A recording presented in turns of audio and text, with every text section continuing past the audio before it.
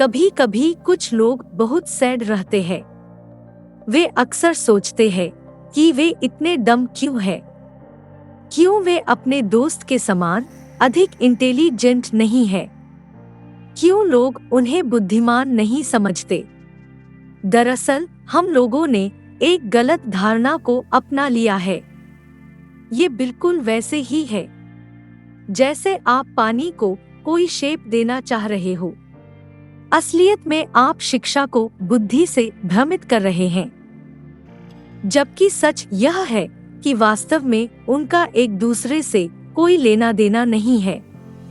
मुझे ऐसा लगता है कि आपने अपने आप को डम बताकर उस शिक्षा से निपटने के लिए एक प्रभावी रणनीति विकसित कर ली है जो आपको यूजलेस लगती है।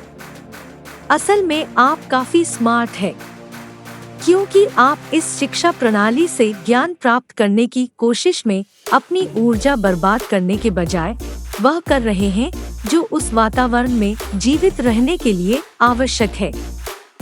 आपने पढ़ाई में मन न लगने की समस्या का बहुत ही बुद्धिमान समाधान खोज लिया कि खुद को कम बुद्धिमान समझ लो और पढ़ने से बच जाओ।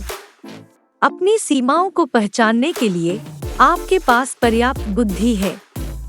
अधिकांश लोग अपने पूरे जीवन में इस समाधान को भी नहीं खोज पाते हैं। कुछ मान लेना कंफ्यूज रहने से अच्छा है। विज्ञान के अनुसार बुद्धि कई प्रकार की होती है और सिर्फ कुछ तथ्यों, आंकड़ों और नियमों से इसको समझना संभव नहीं है। यह सिर्फ एक कौशल है जिसे प्रासंगिक होने पर सीखा और अभ्यास किया जा सकता है। सिर्फ पढ़े लिखे लोग ही इंटेलिजेंट नहीं होते हैं। कई बार शिक्षा सिर्फ एक फॉर्मेलिटी रह जाती है जब लोग अपने हुनर को पहचान लेते हैं।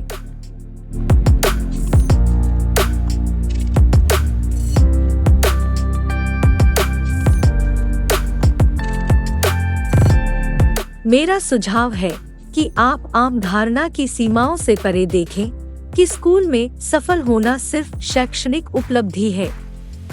जीवन में सफल होना इससे बिल्कुल अलग होता है।